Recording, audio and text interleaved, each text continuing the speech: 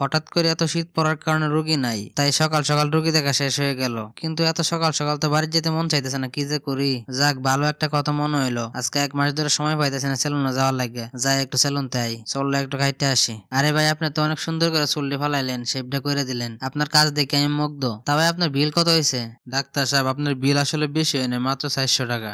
আপনি কি পাগল হয়ে গেছেন নাকি? এটা কি কইতাছেন? খালি একটু চুলের সাইডটি বাড়ি দিলেন না, শেপটা করলেন, এতে 400 টাকা বিল হয়ে গেছে? আপনারা চুল কাটার লোকেরা তো মনে হয় দিনে দুপুরে ডাকাতি করা শুরু করছেন। 50-60 টাকাতে চুল কাটা, সে জায়গায় আপনার 100 টাকা 150 টাকা নেওয়া যায়, আর কই 400 টাকা বিল করে বই রয়েছে। ডাক্তার সাহেব, এই কথাগুলো যদি অন্য কেউ বলতো তাহলে হয়তো ঠিক ছিল, কিন্তু আপনার জন্য তো এই কথাগুলো ঠিক না। আপনার চেম্বারে গেলে একটা প্রেসক্রিপশন ধরাইয়া দেন, লিখতে সর্বোচ্চ 1 থেকে 1.5 মিনিট সময় লাগে, কিন্তু আপনার ভিজিট দেওয়ার লাগে 1000 থেকে 1200 টাকা। আর আমি এই যে 1 ঘন্টা 20 মিনিট লাগাই আপনার চুল দাড়ি শেভ করলাম, তার জন্য আমি 400 টাকা চাইছি। এটা কি বেশি হয়ে গেল?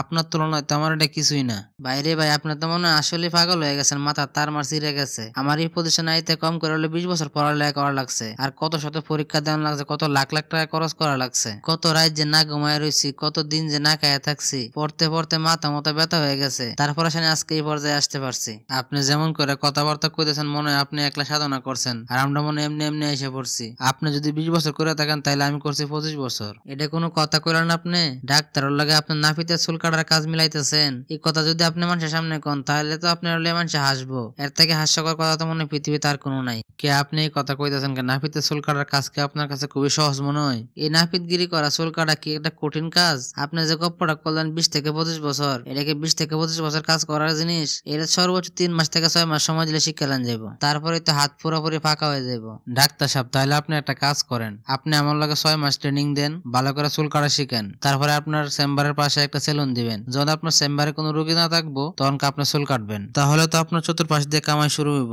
আপনাদের একটা লাইক, শেয়ার, কমেন্টের মাধ্যমে আমি অনেক দূর এগিয়ে যেতে পারবো। তাই আশা করি অবশ্যই ভিডিওটা ভালো লাগলে একটা লাইক, কমেন্ট, শেয়ার করে যাবেন। ধন্যবাদ।